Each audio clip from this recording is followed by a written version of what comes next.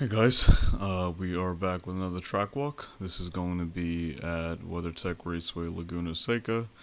We are in the new 911 GT3R. As usual, I'm going to play the lap in full in Cockpit View, and then again in Chase View, and then we'll do some track analysis.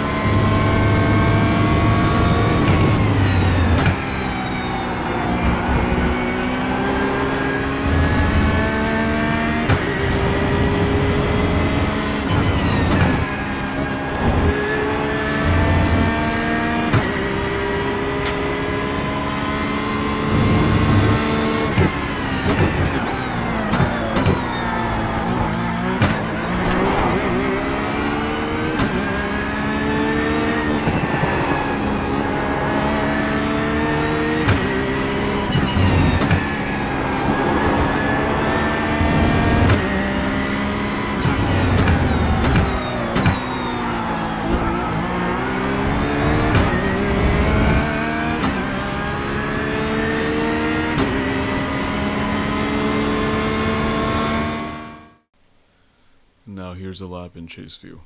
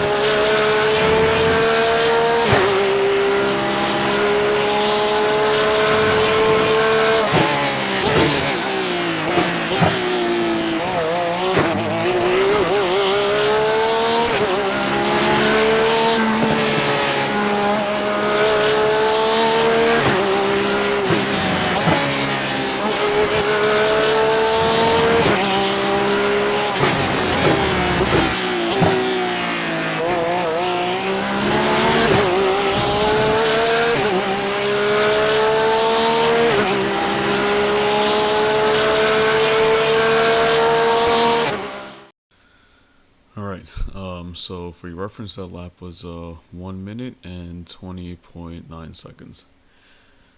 This is going to be my first track walk with the GT3R. So one thing I just wanted to mention is that this, because I normally only do one track walk per track, and for the most part, everything kind of applies, to most cars. I will say that I feel like this car is a little bit special because it seems a little odd. You got cars like the RSR and the old Cup car, and from the little bit I tried it, even the new Cup car, and they all, to a degree, in my opinion, handle like 911s in regards to the front end understeer, the ability to trail brake deeply and hard into corners and everything. There's a degree of consistency, and I feel like you can be fairly controlled with those cars, while I feel like the R is a little bit of an oddball. I will say that, we're in 2021 Season 4 now. There's been an update, and I think they've definitely improved it, but it still has some of the characteristics it had before the update. Before the update, I'd say it was a really odd car, almost halfway between a mid-engine and a front-engine car. Quick lift-off oversteer is definitely there, and if you're not, committed to the throttle on corner exit, it will understeer, like a rear-engine car. But then, oddly, when trying to trail brake into corners, almost every time the rear just wants to come around on you, more like a front engine car where the rear is very light and trail braking wants it to come around on you. That seems to be how it behaves. And then also like a front engine car, you can just lift and coast and not have it understeer on you, because in a front engine car you have enough weight over the nose. This car, I'm not sure what it is. So I noticed I was driving it a lot like a front engine car, where I would try to do more braking in a straight line, trail brake a little bit less, and then get on the gas sooner and controlling it, with the throttle. I will say that with the Season 4 update, it's a lot better. I feel like I can trail brake a lot more, but I feel like there's a point where if you have more than a certain percentage of steering lock, even an extra, 5%, then the rear will want to come around on you. Just a lot more so than on any, 911 I've driven in real life. And even the other ones in the sim, whether it's the Cup car or the RSR. So basically the overall line I'm going to be showing you here should hold true to basically any car and everything I'm describing about the track, but I will say that the way I'm driving this car is not typical. And also I will say this is probably the hardest track walk I've ever had, just because the car is so odd that it's very hard to be clean with it, I feel like. And getting a lap with every corner hit perfectly, I feel like it never happened. So this lap is not a perfect lap, but I will point out everything that I did do wrong. I will, though, say that this lap is still fairly quick, and it's a good way to see how, like, even when you do mess up a corner, there's always going to be ways to fix it. So let's go ahead and get started here, and I'll point everything out as we go along. So this is the front straight out of the last corner. There's a kink, but obviously it's still full throttle. Just kind of double apex it. You walk out a little bit, you come back in over here. Braking point for me, I think I reached peak pressure a little bit past the floorboard. What I will say is that I don't know if they revised the track, or if I haven't been on Laguna in a while, or if it's maybe just this car. But when you're coming in here, if you are too far over to the right here, when you it almost seems like you want to like track out a little bit more and straighten yourself out for turn one. There's a bump there that can seriously mess you up, and every time I hit it, it made me have to come in a little bit sooner, just because otherwise it would kick me out to the right, and then once you hit the dirt, you're done. And this braking zone's already a little tricky if you realize you're going downhill. So if it skips you down to the point where now you're braking even later, it can mess you up. So we're coming in here, I'm braking, but what I do is that once I pass that floorboard and I'm past that bump, I start to track out a little bit here. You can easily go over with the line down the middle of your car, no problem. Just to open up this right-hander. Now, as we come in here, it's just really important to take a late apex here, and slow down the car. And you know what? Let's switch to chase view for this. I think this makes more sense. Where's this here? There we go. You take turn 1, turn 2, really it's just one gigantic turn, double apex. I will point out what I was talking to you before about how if you screw it up, you can still make it right. So first we come through here. Don't brake too hard. Again, you're going downhill. You want to take a late apex here. Technically, you can come in closer than I did here. The ideal line would be, so this is a slight mistake, but what I do want to point out here is a perfect example of how when you do make a mistake, you can make up for it. So on one of the laps that I did, I actually hit that bump at the foreboard, and it made me have to start my braking way later. I actually ended up tracking out probably 3 car widths beyond where I am right here. But what I did then to make up for it was that right when I was about here, maybe like here, so think about it, like here, let's just say I'm like 2 car widths to the right. I slowed the car down a little bit more, put a huge amount of steering lock to turn the car in, so basically at this point I was full throttle. Well, as you can see here, where we're normally tracking out, we have to get to about here, and I'm still not full throttle because I don't have that much runoff on the right side. Now I can commit to full throttle. But the fact that when I tracked out ridiculously wide, I was able to go to full throttle around here.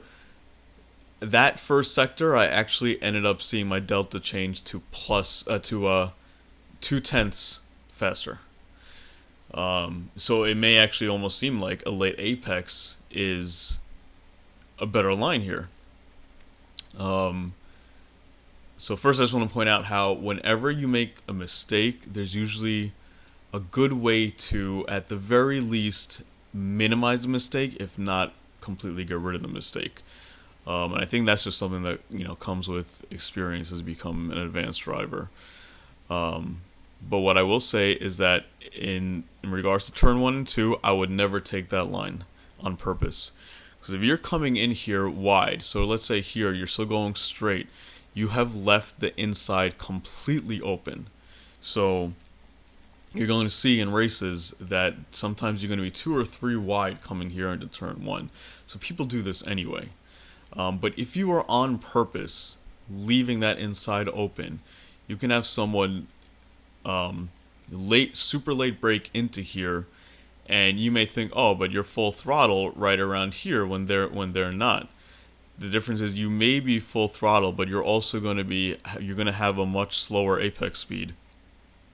So you're going to slow down to the point that this person on the inside is going to keep a certain amount of speed, so that what's going to happen is you're essentially going to be meeting around here. You're going to be full throttle right into his rear.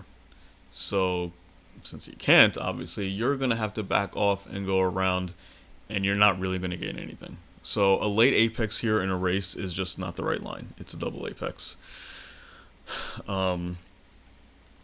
So again, you want to late apex this curbing, and as you can see, I am trail braking, but very, very, very small amount of brake, like super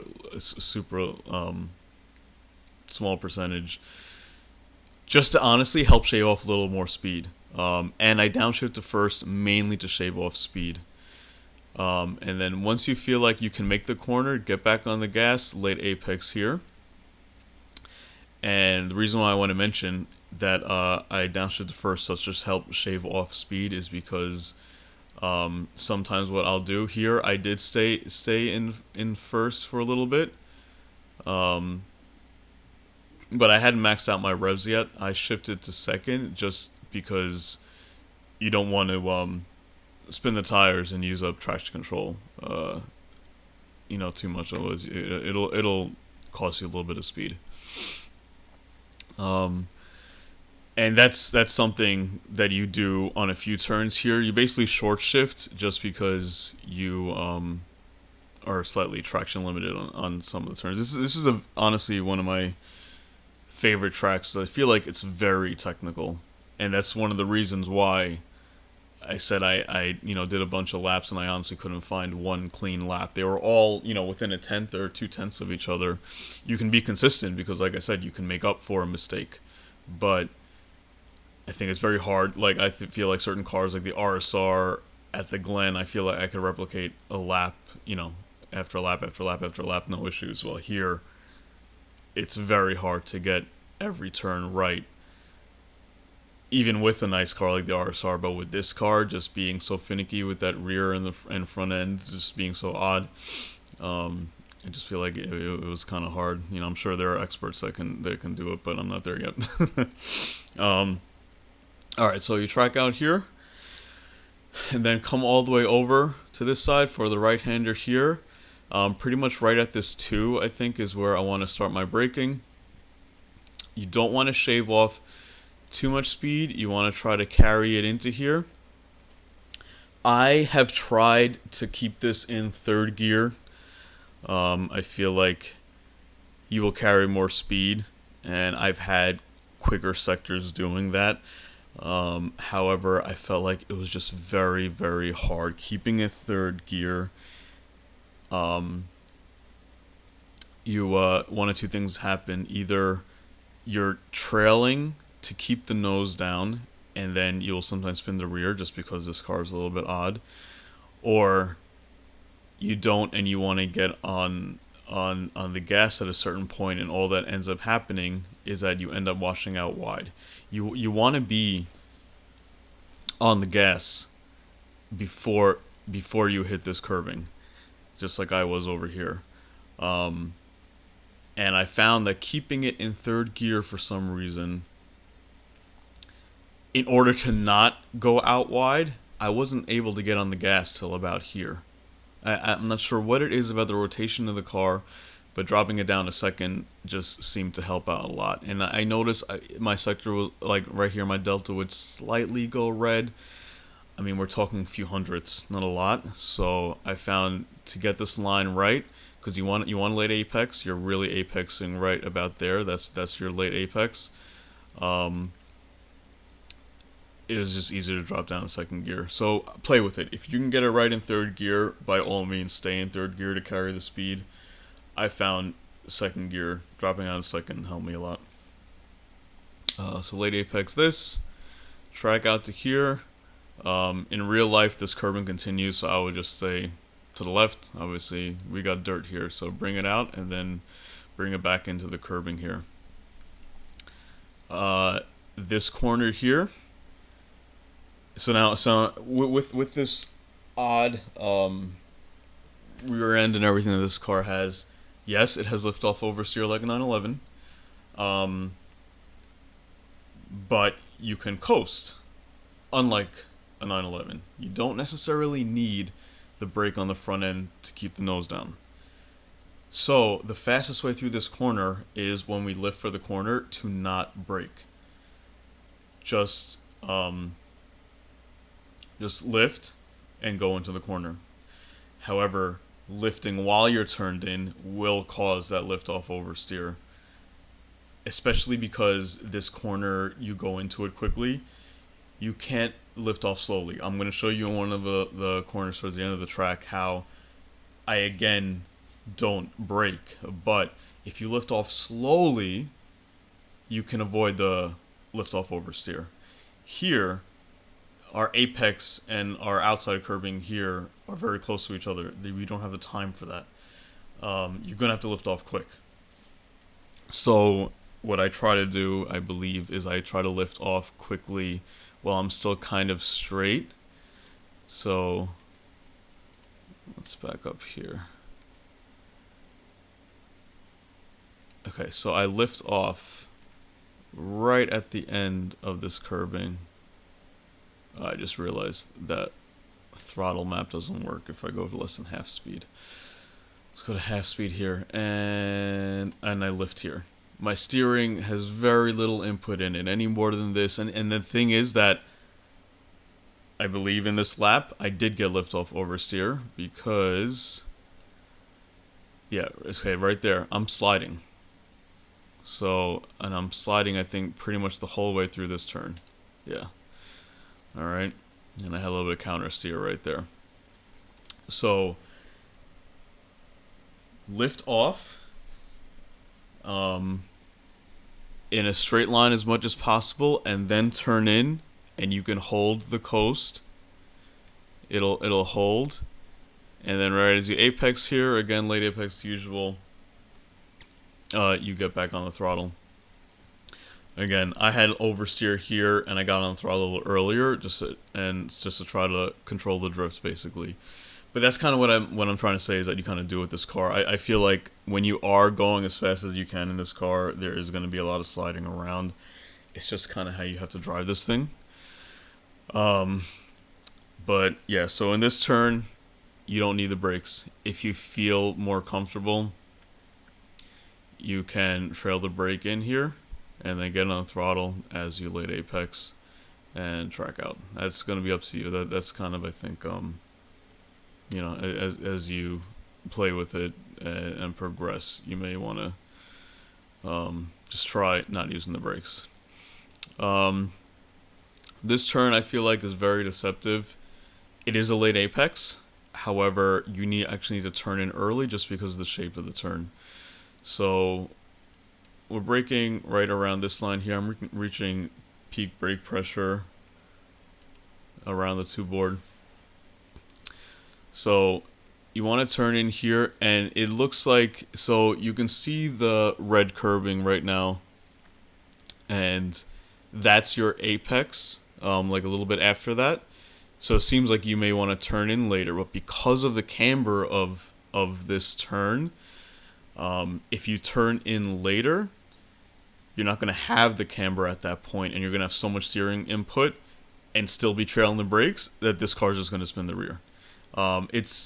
It's something that, like, for example, doesn't really happen in the RSR. You can miss your braking marker here, turn in late, and you're not necessarily going to spin the rear. You can still trail brake nice and hard to shave off the speed. This car, you will spin. And I even did it on my outlap here. You want to turn in nice and early. It looks like we're going to hit, you know, the curbing super early here, like we're early apexing, but we're not. Our apex is right here. It's really late. There's a lot of camber here, and you want to use it. And pretty much once you're real deep into the camber here, again, now it looks like we may go out wide, but we won't. You get on the throttle, and as long as you're on the throttle hard on this car, the front end sticks like a front engine car. If you're lazy with the throttle, that's when it'll wash out wide like a 911. As long as you're hard on the throttle, the front end will grip. Unlike, you know, the RSR, if you get on the throttle too early, you're going to start to go out wide. You want to make sure you're turned in well. With this car, you can still turn on throttle. It's more like a front engine car in that respect. So get on throttle here and track out all the way to here, and this car will grip. I was full throttle that whole way. And this is actually that corner is a good example of a lot of the corners on this track in regards to the camber. There's a lot of corners here with a lot of camber right at the curbing, and you want to basically get into that dip and get on throttle. And this next corner is, I think, one of the hardest corners on the track. And the same thing. There's going to be a dip right at the apex that you just want to get into it and then immediately get on throttle, because being in the dip on throttle helps you turn. If you're not, what's going to usually end up happening is you're going to bounce out of it and you're going to go out wide. So we're coming in here. I think I brake around the 2. Yeah, that's where I'm reaching my peak brake pressure. Don't want to shave off too much speed. Drop it down 1 gear, and I will say that when you're in the car, let's switch over to cockpit real quick. Where is this? When you're coming in here at speed, this is essentially a blind corner. You're kind of guessing at your turn in.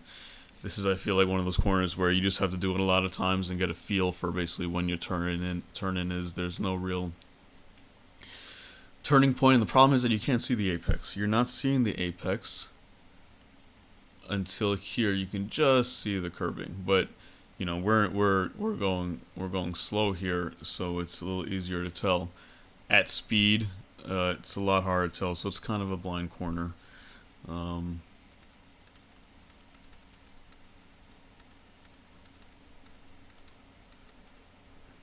Keep missing it. All right. I drop it down 1 gear and start my turn in. Super important not to hit that red curbing. It will bounce you really far off. It'll cause damage to the car, and most likely you'll end up in the fence on the right side. Once you hit that dirt out there, it's really hard to control the car. As you can see right here, that's the dip. And you can, if you notice too, not only am I right on throttle when I hit it, but if you notice when I hit it, the front kind of turned to the left. Let's go really slow here. Boom, right there. The front kind of just turns. It helps you rotate, basically. That's a good and bad thing. It can make you rotate too much. If you get on throttle too hard, as you notice, I'm not full throttle. You get on throttle too hard and the nose just turns in, you can spin over into the inside fence here. So what I normally do is as I'm going through it, I'll really pay attention to my steering. So my steering's right here. If you notice, I start to open it up real quick. Look, my steering's already straight. You'll feel it. You'll feel it in the wheel where it'll want to kind of keep turning left, so you want to start to open up quickly. And you can actually straighten out even sooner, and it'll be okay, because that'll keep your car going straight out to the outside curbing. You may get to this outside curbing a little sooner, but then you can turn in. Once your car is settled, full throttle, you'll be able to turn in on this uphill, because you're going uphill, so you're going to have some grip on the front end. So this track out here, let's bring it back over to the left here, and now the famous corkscrew. It's pretty much all about trying to brake in a straight line. Now you're going to be turning a little bit to the right here to open up the left-hander into the corkscrew. Now let's see, where do I start braking? I think I start braking a little bit before I reach this curbing. And now, a couple of things I will say is that this is obviously a blind corner again. Sometimes what I may do in a race, if I notice a lot of people ahead of me, is I'll actually brake a little bit sooner and more here, and then plan on braking a little bit less over here. Just because sometimes there's pileups here, or there's a slow car here, and you don't want to be going so fast that you don't have the room to brake here. Because if you have to go a little bit wide here to go around a car or something, you're ending up in that fence. To begin with, this goes slightly downhill. You notice how I was braking more before, and then I let off a little bit because you're cresting over a hill here, and then I brake hard. Now this is for getting fast lap times. You brake hard between essentially the right side curbing and your apex over here, in a straight line. I see I don't have too much steering input. But it's also downhill, so you don't have that much grip over here. So if you have cars in front of you, this can become a very sketchy situation.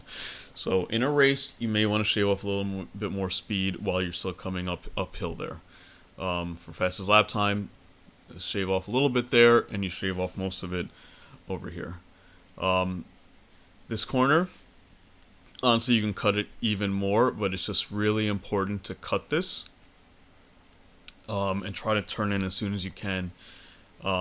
Again, if you notice the track is really cambered here, this just helps you dig around.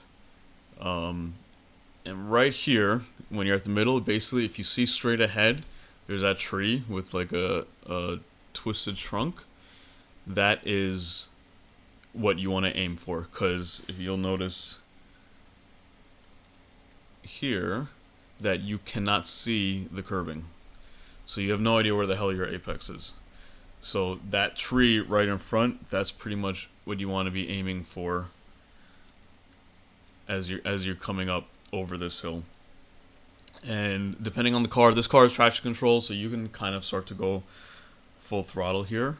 RSR, I would feather a little bit until I get down into that second curbing.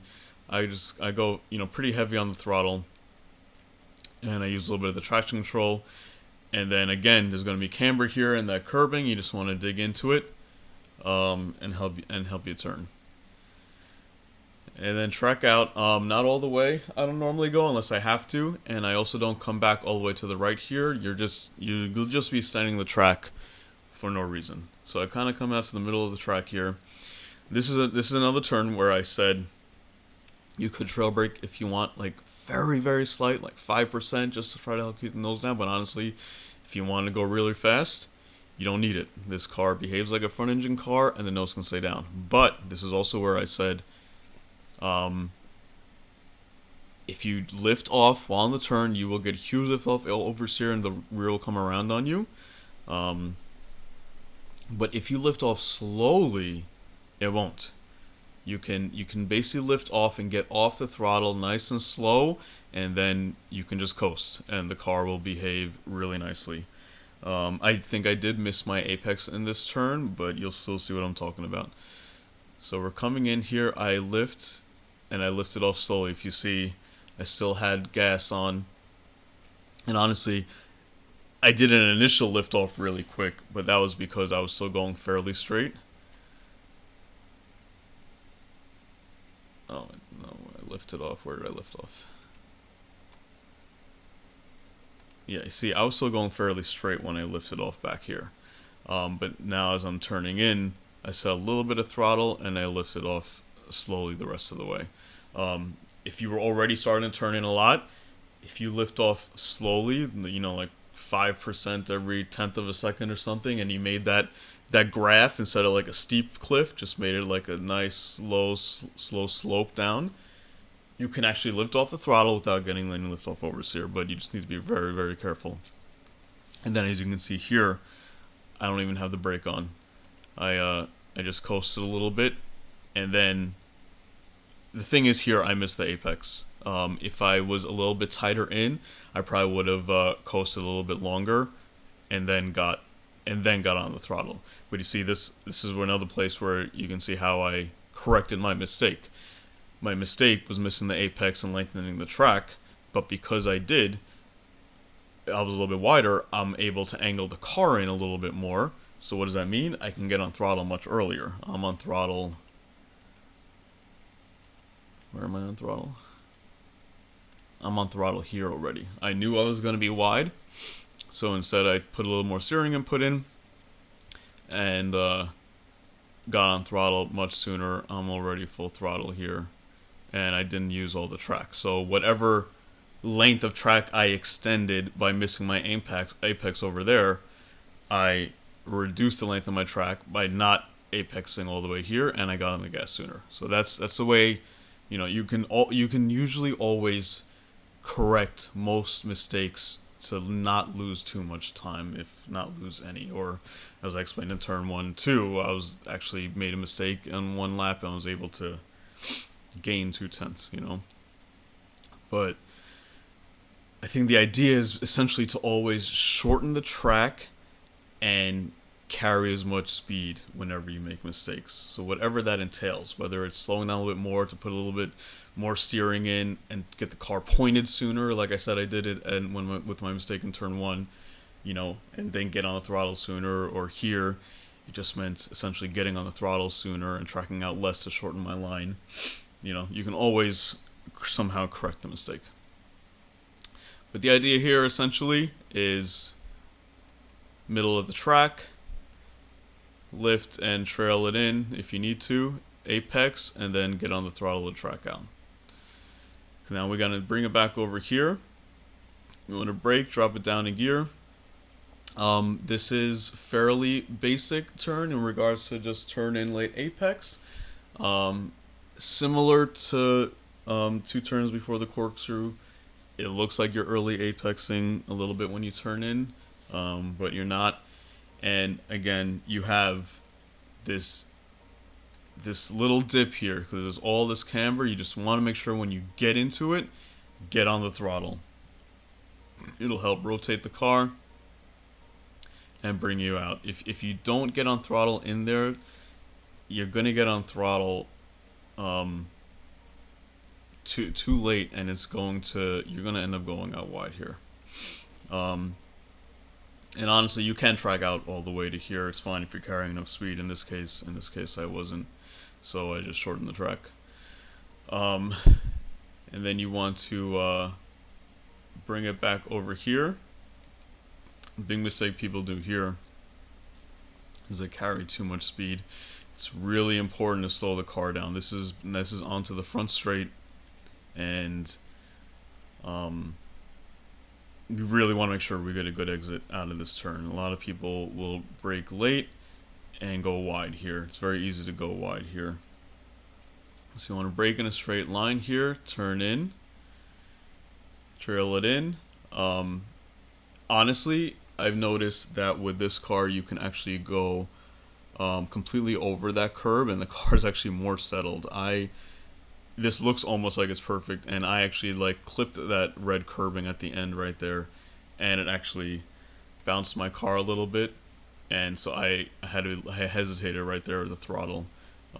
If you honestly go like completely over it, you don't get an off track, you don't get a slowdown, and the car is actually a little more stable, and it's turned in a little bit more. But the bottom line is just make sure you get a nice good late apex here and get on the throttle as soon as you can.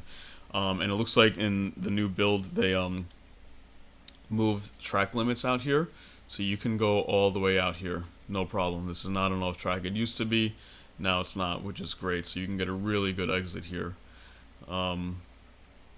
But yeah, otherwise, concept-wise, pretty much, you know, typical, just late apex. Just make sure you slow down the car so you can make this. A lot of people just don't slow down the car. They end up wide here, and they get on the throttle way later than they should be.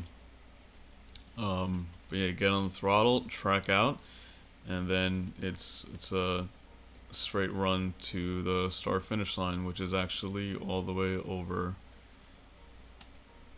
here. And so yeah, so that is that's a look at Laguna in the 911 GT3R. And so you know, like I said, just the line is applicable to pretty much all cars. This car is just, I feel like, a very, very tricky car.